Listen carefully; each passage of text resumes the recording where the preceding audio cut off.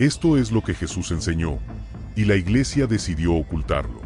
No es exageración, no es ficción.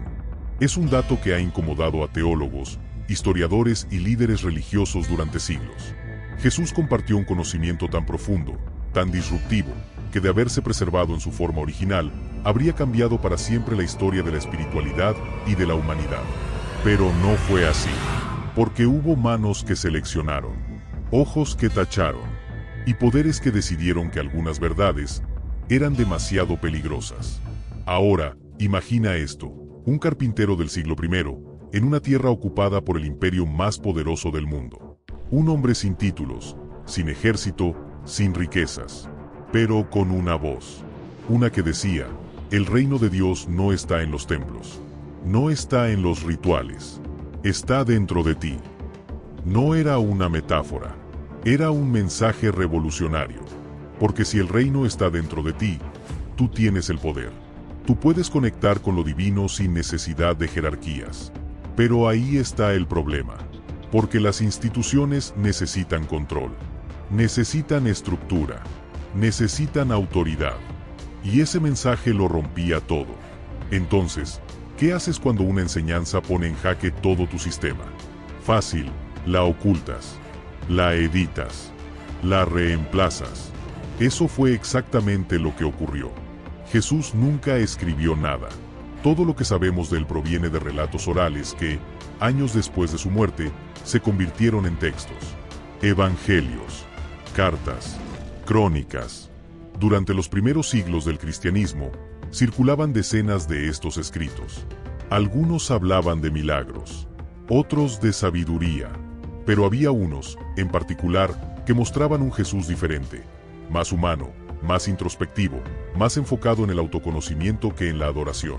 Esos escritos fueron descartados. ¿Por qué? Porque no servían para crear una estructura religiosa centralizada, porque empoderaban a las personas, porque no necesitaban templos ni jerarquías. Y eso es peligroso, si lo que buscas es poder. Uno de esos textos es el Evangelio de Tomás. No contiene milagros ni crucifixión, solo palabras, dichos, reflexiones.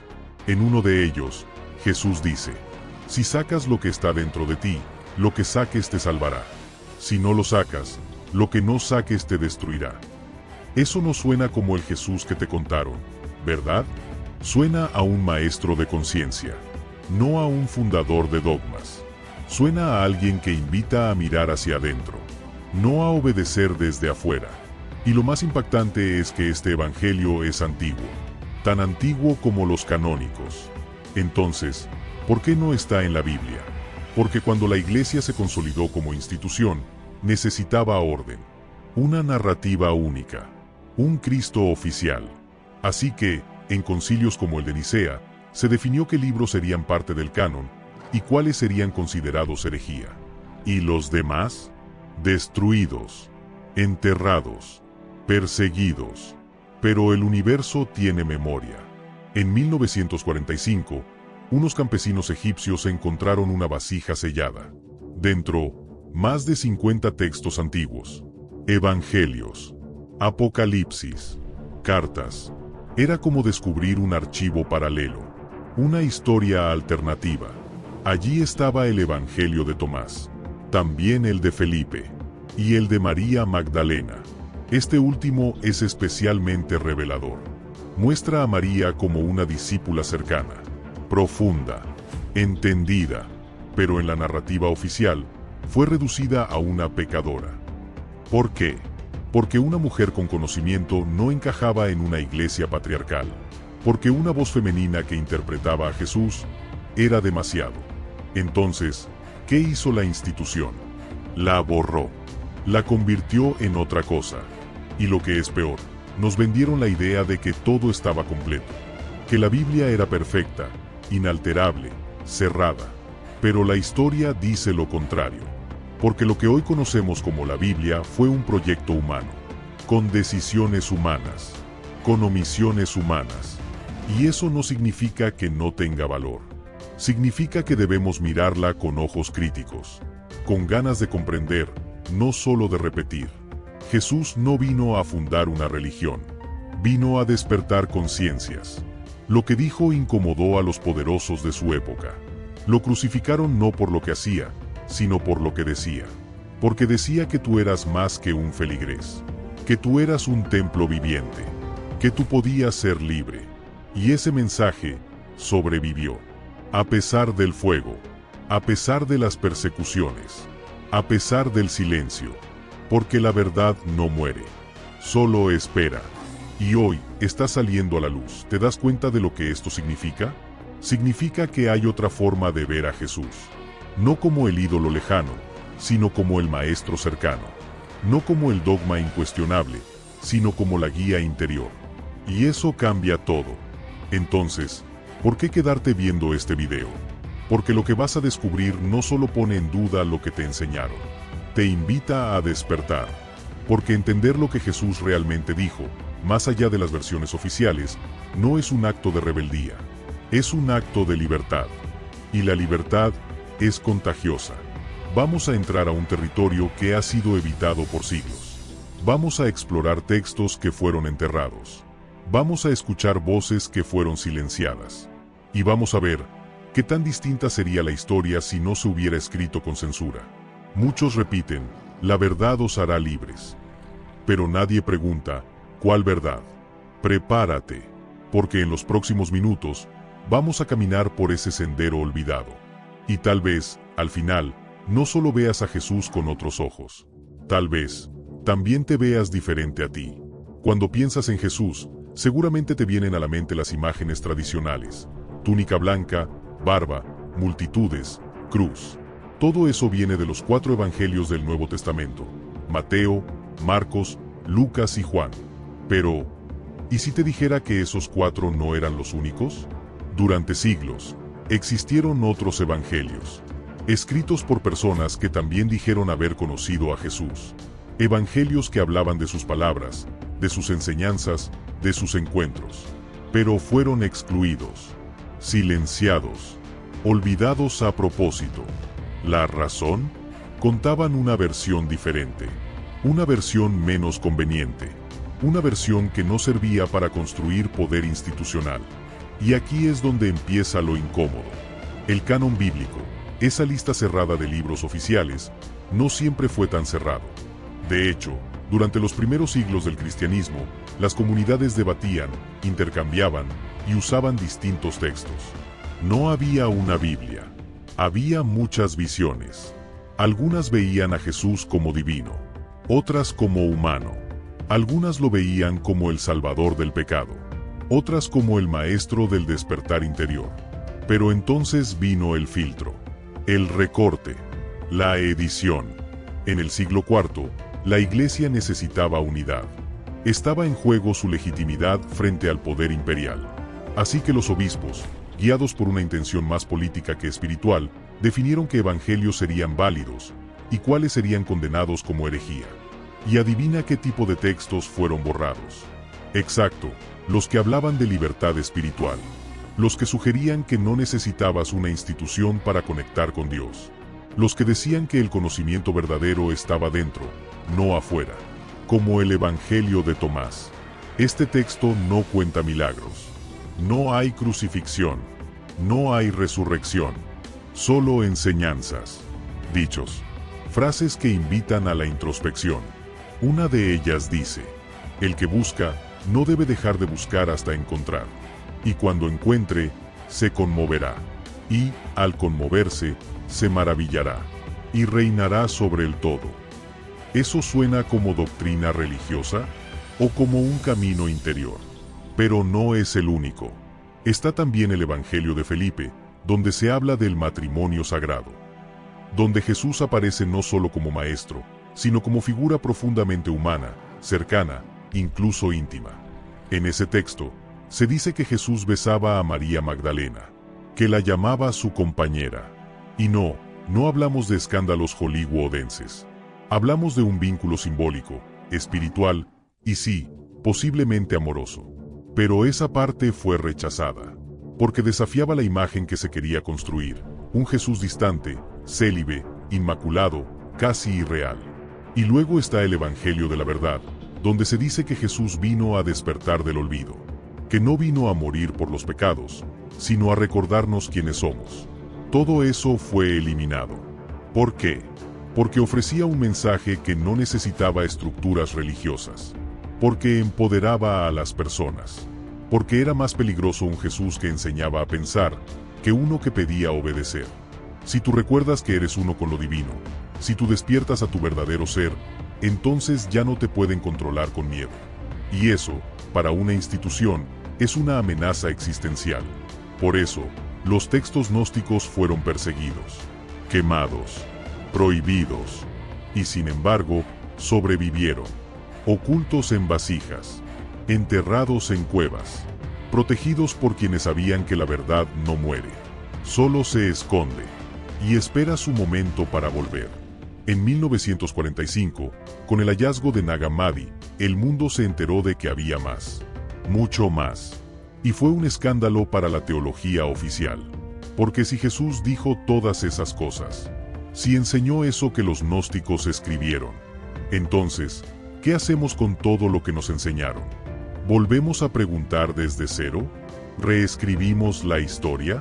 ¿O simplemente aceptamos que nos contaron una versión, no la verdad entera? Aquí es donde la historia se vuelve incómoda y fascinante. Porque entender a Jesús desde estos textos es verlo como un guía hacia el interior, no como un objeto de culto. Es entender que su mensaje no era cree en mí, sino conócete a ti. Es entender que no hablaba de obediencia, sino de despertar. Que no hablaba de condena, sino de liberación. Eso cambia todo. Y aunque estos textos fueron marginados, su contenido resuena con muchas tradiciones espirituales del mundo. ¿Te suena familiar la idea de que el reino está dentro? Está también en el budismo, en el hinduismo, en el taoísmo.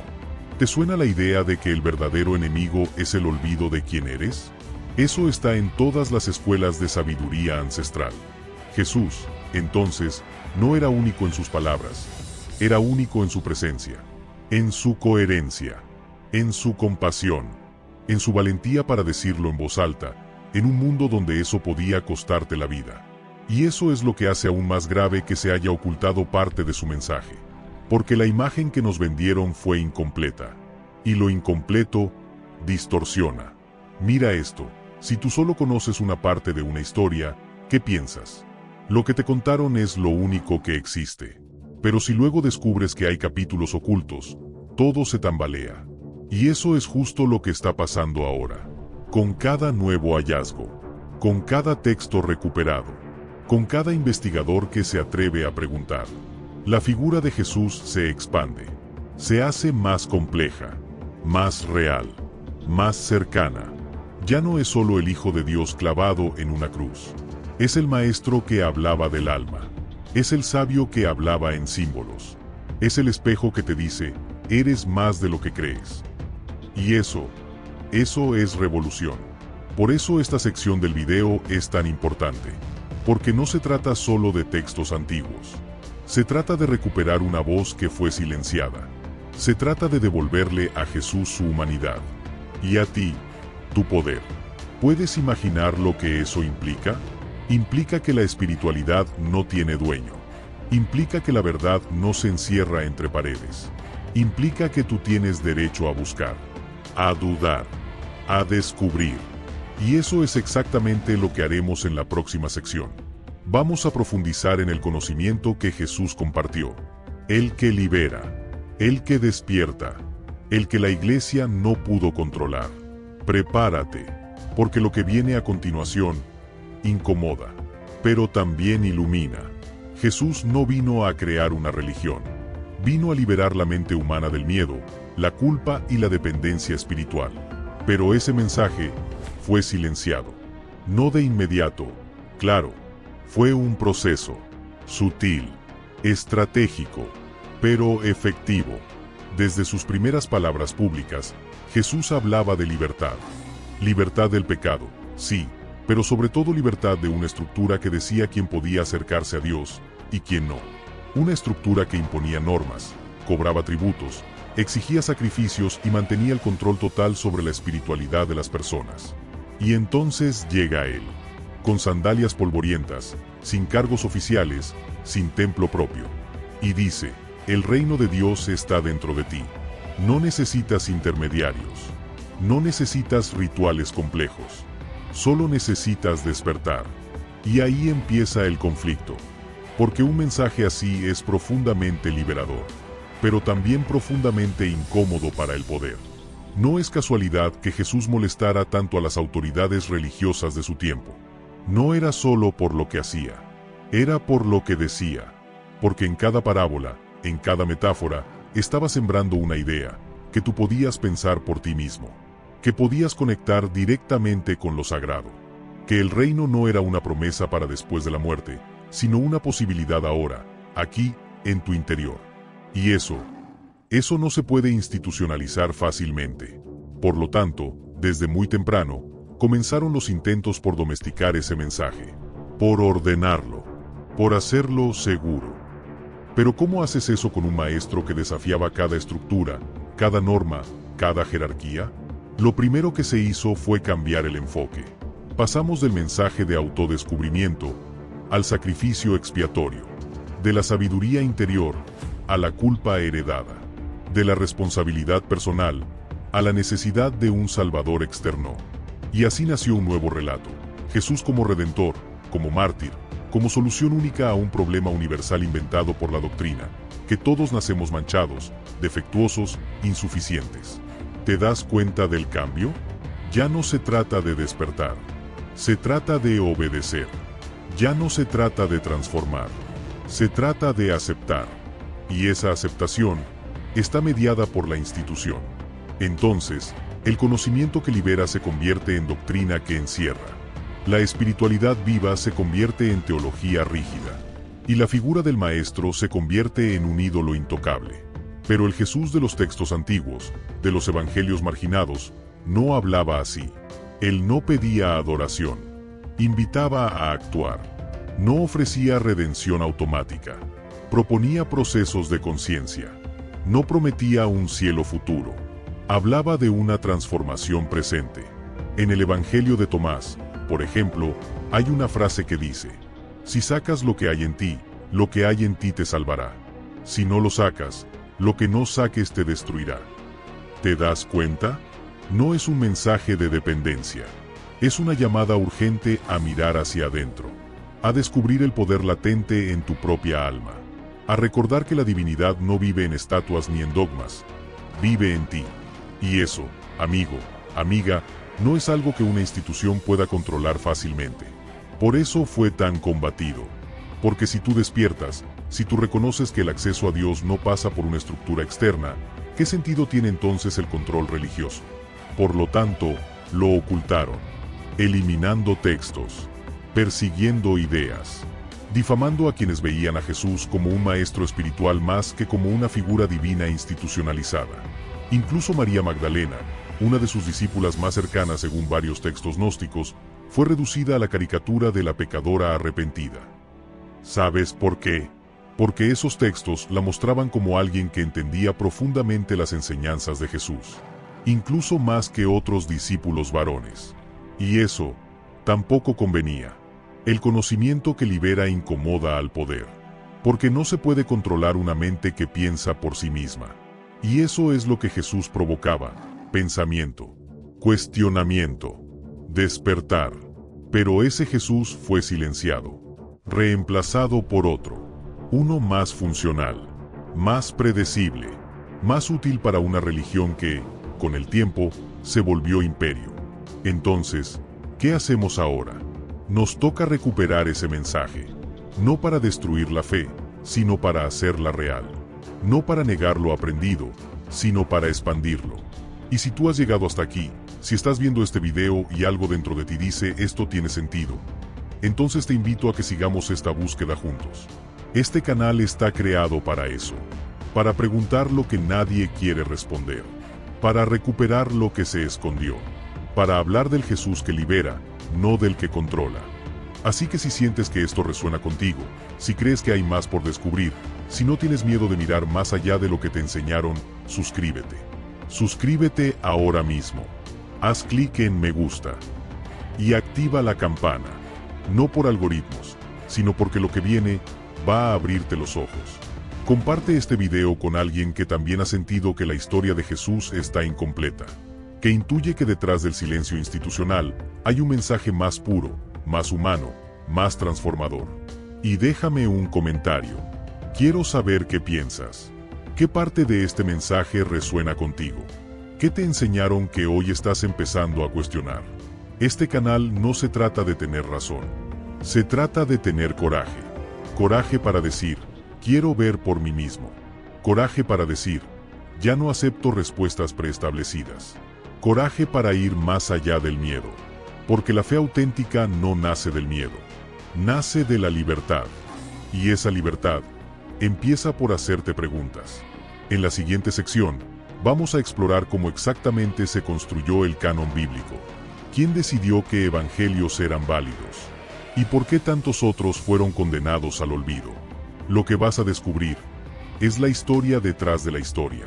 Y puede que, al conocerla, empieces a ver todo con otros ojos. No solo a Jesús, también a ti mismo. ¿Qué tan diferente sería la historia si la Biblia hubiera incluido todos los textos que hablaban de Jesús? Esa no es una pregunta retórica. Es el núcleo de esta sección. Porque para entender por qué ciertos conocimientos se ocultaron, hay que entender cómo se construyó la historia oficial. Y para eso, hay que hablar de poder, de decisiones y de conflictos que marcaron el rumbo de todo el cristianismo. Imagina el caos del siglo II. Cientos de comunidades cristianas, cada una con su propia interpretación de las enseñanzas de Jesús. Algunas usaban el Evangelio de Marcos, otras leían el de Tomás. Algunas hablaban de un Jesús divino, otras de un guía iluminado. Había diversidad, debate, riqueza espiritual, pero también había un problema. La iglesia empezaba a tomar forma. Y como cualquier organización que busca expandirse, necesitaba orden, cohesión y una narrativa clara. Entonces surgió una idea: establecer un canon, una lista oficial de textos aceptados, un filtro de lo que se debía creer y lo que debía descartarse. Pero establecer ese canon no fue un proceso espiritual, fue una lucha de poder. Los obispos más influyentes, respaldados por líderes políticos, comenzaron a decidir qué textos reflejaban la verdadera fe y cuáles eran peligrosos. Y los criterios no eran siempre teológicos. Muchas veces eran estratégicos. Si un evangelio hablaba de autoconocimiento, de espiritualidad libre, de una conexión directa con Dios, era sospechoso. Si mostraba a Jesús como humano, era herético. Si empoderaba al lector, era un riesgo. Por lo tanto, muchos textos fueron eliminados, no porque fueran falsos, sino porque no ayudaban a consolidar el poder de la institución. Y aquí entra en escena un momento clave: el Concilio de Nicea, en el año 325 después de Cristo. Este concilio fue convocado por el emperador Constantino, el mismo que había legalizado el cristianismo en el Imperio Romano. No era un líder espiritual, era un político, y lo que quería era unificar. Evitar divisiones. Usar la religión como herramienta de cohesión social y política. En Nicea no se definió la Biblia, como muchos creen, pero sí se estableció algo fundamental: la doctrina oficial. Se decidió, por ejemplo, que Jesús era de la misma sustancia que Dios. Una afirmación teológica que no aparece así en ningún evangelio. ¿Por qué se impuso? Porque era útil.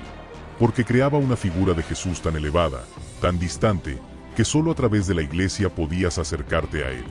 Y esa fue la clave. Al elevar a Jesús a la categoría de Dios absoluto, se justificó la creación de una estructura que controlara el acceso a esa divinidad. Ya no bastaba con seguir sus enseñanzas. Ahora había que aceptar dogmas y someterse a una jerarquía. A partir de ahí, los evangelios que no encajaban en esa narrativa fueron condenados. Los textos gnósticos, en especial, fueron tachados de herejía, y los cristianos que los defendían, perseguidos.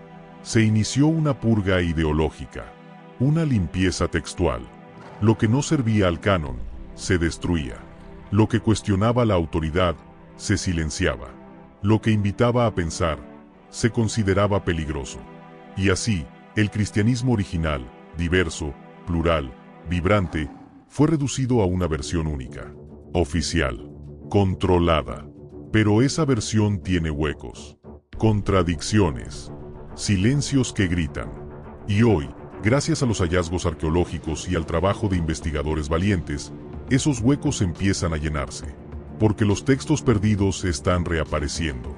Y con ellos, una pregunta inevitable: ¿por qué fueron ocultados? La respuesta, como siempre, está en el poder. La iglesia institucional necesitaba crear una narrativa que le diera legitimidad. Una historia cerrada. Un Jesús útil para construir una religión global. No un maestro interior que hablaba de liberación personal. Por eso, durante siglos, tener uno de esos textos prohibidos era motivo de castigo, incluso de muerte. Los evangelios apócrifos eran copiados en secreto, leídos en la clandestinidad, pasados de mano en mano como un tesoro peligroso. Y aún así, sobrevivieron. Gracias a los monjes herejes, a las comunidades perseguidas, a los místicos rebeldes, esos escritos siguen hablándonos hoy. Nos recuerdan que la historia de Jesús es más grande que lo que dice una sola versión. Más rica, más humana, más libre. Entonces, ¿qué hacemos con esto? Podríamos ignorarlo, seguir con la historia oficial, pretender que todo encaja perfectamente. O podríamos hacer otra cosa, mirar con nuevos ojos. Reconocer que la Biblia es un producto histórico, moldeado por intereses.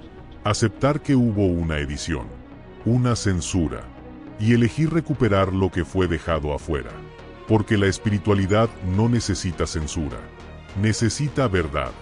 Y esa verdad, a veces duele, pero también sana. Por lo tanto, en lugar de temerle a los textos prohibidos, hay que leerlos. En lugar de cerrarnos a una sola versión, hay que explorar todas. Y sobre todo, hay que preguntarnos, ¿qué tipo de fe queremos? ¿Una fe que repite sin pensar? ¿O una que busca sin miedo? Si tú estás aquí, viendo este video, es porque quieres lo segundo. Así que suscríbete. Este canal es un refugio para buscadores. Un espacio para los que no se conforman. Para quienes creen que Jesús no vino a fundar una institución, sino a encender una chispa. Dale a me gusta si esto te resuena.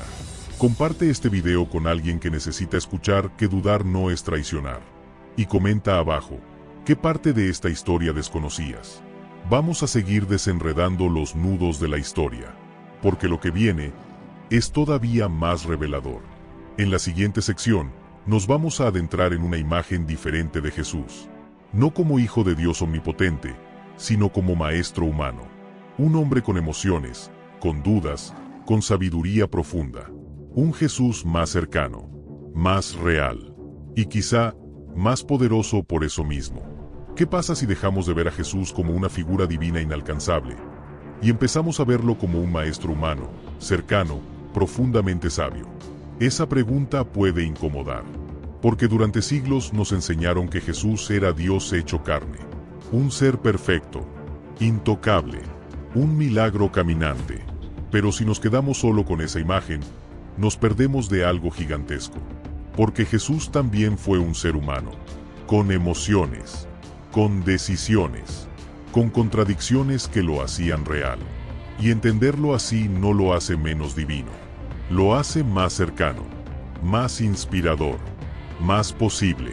Piénsalo, ¿qué impacto tiene un Dios que hace milagros porque es omnipotente? Ahora piensa en un hombre que, a pesar del miedo, la duda, el dolor, decide amar, enseñar, sanar y enfrentarse al poder. ¿Quién es más poderoso? Cuando leemos los evangelios desde esta perspectiva, el mensaje cambia. Ya no es adórame, es sígueme. No es mira lo que soy, es mira lo que tú también puedes ser. Y eso es revolucionario, porque Jesús vivió como un ejemplo, no como una excepción. Pero la iglesia, en su afán de construir dogma, lo elevó tanto que lo alejó. Lo convirtió en figura celestial. Y al hacerlo, nos hizo sentir indignos de seguir sus pasos. Solo Él podía hacerlo, nos dijeron. Él es perfecto, tú no, repitieron. Y así, lo que debía inspirarnos, empezó a intimidarnos. Pero hay otra forma de verlo.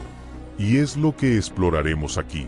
Primero, hay que reconocer que Jesús fue un pensador. Sus parábolas no eran cuentos infantiles, eran ejercicios filosóficos.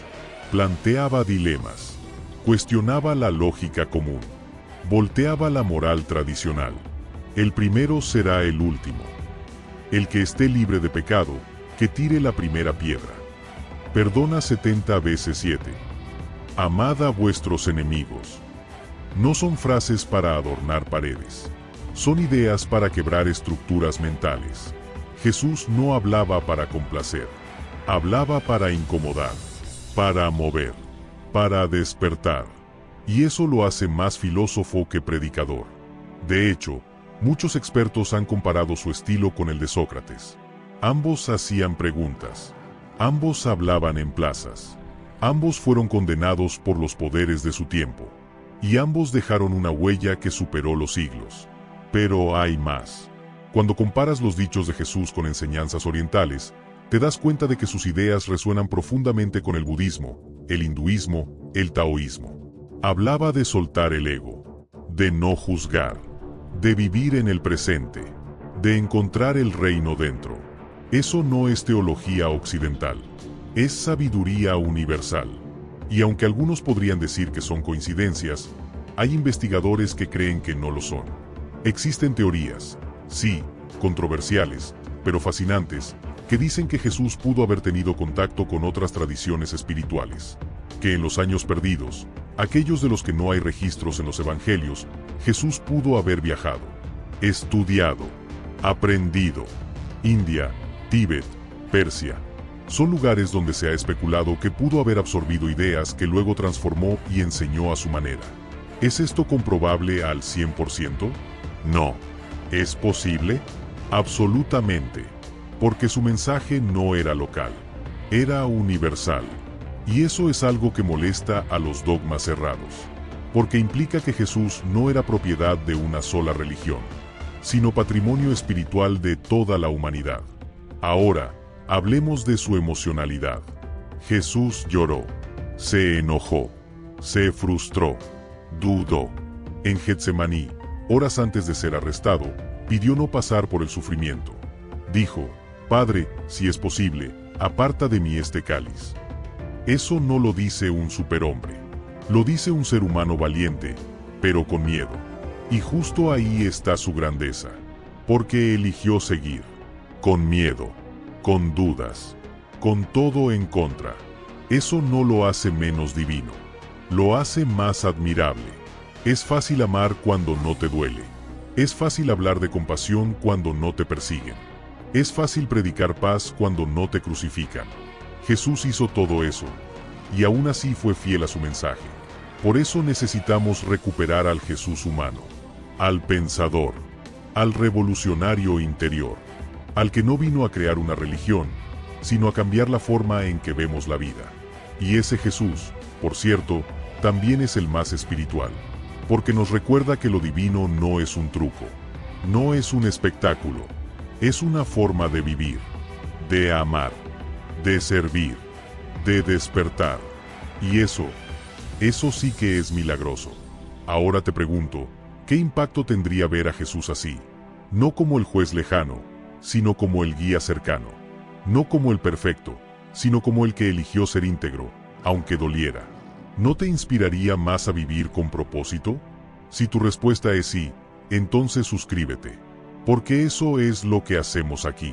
No veneramos, exploramos, no repetimos, cuestionamos, no imponemos, compartimos.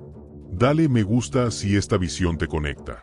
Comparte este video con alguien que también siente que Jesús es más que lo que le contaron. Y comenta, ¿cómo cambió tu percepción al ver a Jesús desde su humanidad? En la siguiente sección, vamos a entrar en un tema fascinante: el conocimiento perdido y cómo está resurgiendo en esta era moderna. Textos que reaparecen, mentes que despiertan, verdades que vuelven a hablar. Porque el pasado nunca estuvo tan vivo como ahora. Hubo un tiempo en que ciertas verdades eran peligrosas. No por ser falsas, sino por ser demasiado poderosas. Tan poderosas que podían derrumbar imperios, desmoronar estructuras religiosas y liberar a las personas de la obediencia ciega. Ese conocimiento no desapareció. Fue escondido, enterrado, literalmente. Durante siglos, textos considerados heréticos fueron eliminados sistemáticamente. Manuscritos que contenían enseñanzas profundas sobre el alma, la divinidad interior, la relación directa con lo sagrado, fueron perseguidos. No porque fueran mentiras, sino porque eran demasiado verdad. Pero la historia, esa con H mayúscula, tiene una forma extraña de resurgir. Y lo que fue enterrado, vuelve a la luz. En 1945, en Nag Hammadi, un pequeño pueblo de Egipto, unos campesinos hicieron un descubrimiento que cambiaría para siempre nuestra comprensión del cristianismo primitivo. Encontraron una vasija de barro. Dentro, más de 50 textos antiguos. No eran cuentos, no eran fábulas, eran evangelios. Evangelios que hablaban de Jesús, pero de un Jesús diferente. Ahí estaba el evangelio de Tomás, que ya mencionamos, pero también el de Felipe, el de la verdad, el de María Magdalena. Textos gnósticos, textos místicos, textos prohibidos. Y lo que decían, sorprendió a todos. Jesús, en estos textos, no es un redentor divino que exige fe ciega. Es un maestro que despierta la conciencia. Un guía que insiste en que el reino de Dios no está en el cielo, sino dentro de ti. No hay amenazas de castigo eterno. No hay condenas. Hay preguntas. Hay caminos. Hay sabiduría. ¿Y por qué eso fue tan problemático? Porque rompe el esquema.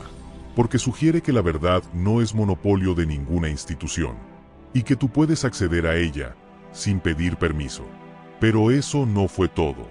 En la década de 1940, también aparecieron los manuscritos del Mar Muerto. Otro hallazgo extraordinario. Más textos antiguos. Más perspectivas perdidas. Y otra vez, el mismo patrón. Ideas incómodas. Preguntas profundas. Versiones alternativas. No estamos hablando de teorías modernas. Estamos hablando de documentos reales. Hallazgos arqueológicos verificados. Historia en estado puro. Y desde entonces, algo cambió. Porque lo que antes era solo parte del dogma, ahora es parte de una conversación global. Ya no solo se predica desde los púlpitos. Ahora se investiga, se cuestiona, se despierta. Hoy, gracias a Internet, a libros, a documentales, a comunidades en línea, millones de personas están redescubriendo a Jesús. No al Jesús de mármol, sino al Jesús de carne, de palabras, de silencios. El que hablaba de unidad, no de separación. El que hablaba de conciencia, no de sumisión. Y ese redescubrimiento no es un ataque a la fe, es una evolución.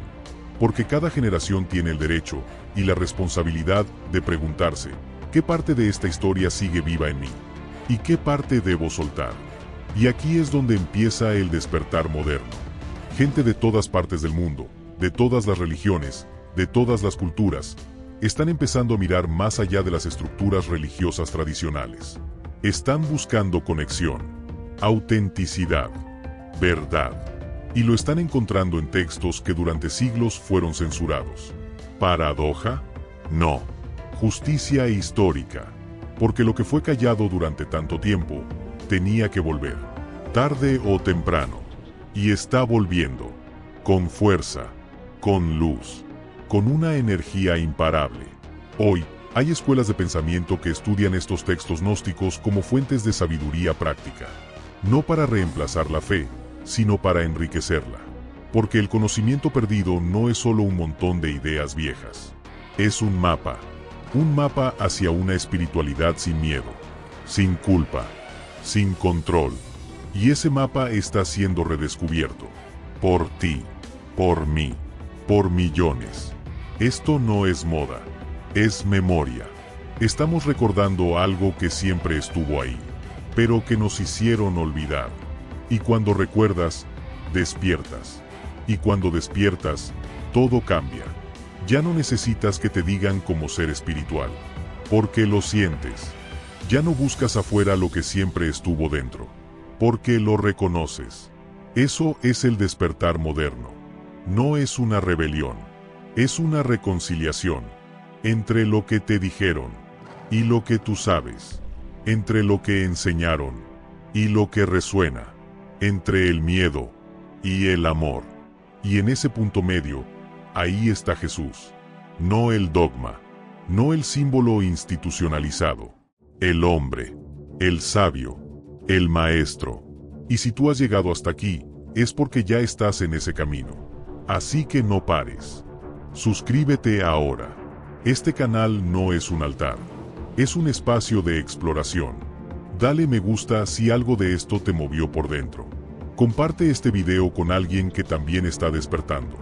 Y comenta abajo, ¿cuál de estas revelaciones te sorprendió más? Vamos a seguir caminando juntos, porque lo que viene va a profundizar aún más. En la siguiente sección, hablaremos de ti, de lo que tú puedes hacer con todo esto, de cómo transformar el conocimiento en acción, de cómo construir una fe libre, consciente, viva, porque saber es el primer paso, pero vivirlo es el verdadero cambio. Toda esta historia, toda esta información, no sirve de nada si no cambia algo dentro de ti, porque conocer lo que se ocultó, lo que se censuró, lo que fue enterrado, no es solo un ejercicio histórico, es una invitación, una provocación, una llamada a actuar. Y esa es la pregunta central de esta sección. Ahora que sabes esto, ¿qué vas a hacer con ello? Puedes quedarte con la curiosidad, o puedes transformarla en conciencia. Puedes pensar, qué interesante. O puedes decidir, esto me cambia. Y si decides lo segundo, entonces prepárate, porque esto va mucho más allá de un video. Lo que acabas de ver es una puerta, y detrás hay un camino que no es fácil, pero sí liberador, porque cuestionar lo aprendido duele, te enfrenta a tus miedos, a tus creencias, a tu identidad, pero también te despierta, te limpia, te empodera, porque por primera vez, en vez de repetir, comienzas a elegir. Y eso cambia todo. Así que el primer paso es simple, reconocer que hay más de lo que te enseñaron, más de lo que repetiste, más de lo que creías que era la verdad. El segundo paso, dejar de tenerle miedo a las preguntas. Preguntar no es dudar de Dios, es buscarlo con más fuerza, es tomarlo en serio, es no conformarse con respuestas fáciles. Jesús nunca tuvo miedo de las preguntas. De hecho, las usaba todo el tiempo. ¿Quién dicen que soy? ¿Dónde está tu fe? ¿Por qué tienes miedo? Y si él no tuvo miedo a que lo cuestionaran, ¿por qué tú sí? Por lo tanto, tercer paso, empieza a construir tu propia relación espiritual. No una impuesta, no una copiada, una auténtica. ¿Te ayuda a leer los evangelios canónicos? Perfecto. ¿Te conectan los textos gnósticos? Adelante. ¿Encuentras verdad en otras tradiciones? Bienvenido. El punto no es qué libro leas, es que tanto despiertas al leerlo. Porque una espiritualidad viva no se basa en dogmas, se basa en experiencia. Y para vivir esa experiencia, necesitas una práctica, un espacio, un silencio, un ritual propio. Puede ser meditar, puede ser caminar en la naturaleza, puede ser escribir, reflexionar, compartir, pero que sea tuyo, que sea real, que te conecte. Y aquí viene el cuarto paso, conecta con otros que también estén en este camino. No estás solo. Somos muchos los que sentimos que hay algo más. Muchos los que queremos una fe sin miedo, una búsqueda sin culpa, una espiritualidad que no encaje en moldes, pero que transforme de verdad. Únete a esa comunidad. Habla, comparte, escucha. Y si quieres, este canal puede ser ese espacio. Aquí no te vamos a decir qué creer. Te vamos a mostrar opciones, puertas, caminos, perspectivas. Porque la espiritualidad no es una meta. Es una danza, un proceso, una conversación constante. Y mientras más personas se suman a esa conversación, más viva se vuelve. Así que te invito, hazte parte. Comenta aquí abajo, ¿qué acción concreta vas a tomar a partir de ahora? Tal vez vas a leer un texto que antes evitabas. Tal vez vas a empezar a meditar. Tal vez vas a hablar con alguien que necesita escuchar esto. No importa lo grande o lo pequeño. Lo importante es que hagas algo. Porque si todo este conocimiento se queda solo en tu cabeza, no sirve. Tiene que bajar al corazón. Y luego, a las manos. Y desde ahí, al mundo. Jesús no vino a crear teólogos. Vino a despertar caminantes. Personas que actúan, que aman, que transforman. Y tú puedes ser una de ellas. Pero no lo hagas solo. Hazlo con nosotros. Con esta comunidad. Con cada video. Con cada historia. Con cada verdad recuperada. Porque el viaje apenas comienza. Y en ese viaje, tú no eres un espectador. Eres protagonista. Y si tú cambias, tu entorno cambia. Tu mundo cambia. Tu energía cambia. Y eso, amigo, amiga, es espiritualidad viva. Así que vuelve a mirar todo con otros ojos. No solo a Jesús. Mírate a ti. Y recuerda, lo divino no está allá afuera. Está aquí. Ahora. Dentro de ti. Si llegaste hasta aquí, es porque algo dentro de ti sigue vivo. Y eso es todo. Porque este video no trataba solo de Jesús. Ni de la iglesia. Ni de textos antiguos. Trataba de ti. De tu búsqueda. De tus preguntas.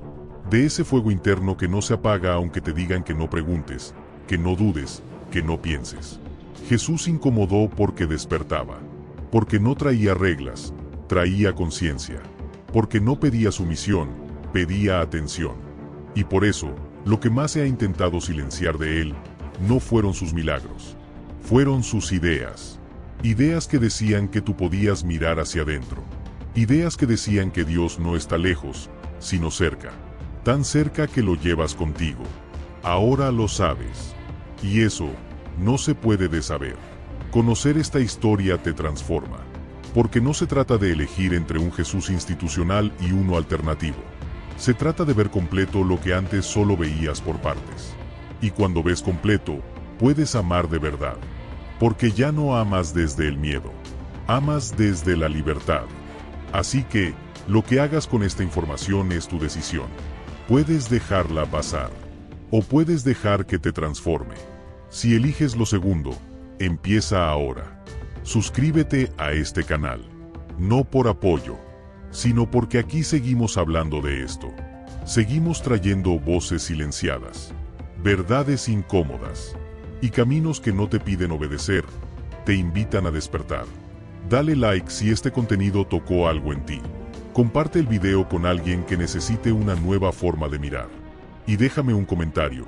¿Qué aprendiste hoy que no sabías antes? Este canal no es una verdad absoluta. Es una puerta abierta. Y tú decides si cruzarla. Gracias por estar aquí. Gracias por cuestionar. Gracias por recordar que la espiritualidad no se impone. Se vive. Y si vas a llevarte solo una frase de todo este viaje, que sea esta. El reino de Dios no está allá afuera. Está dentro de ti. Nos vemos en el próximo video. Y recuerda, no dejes de buscar.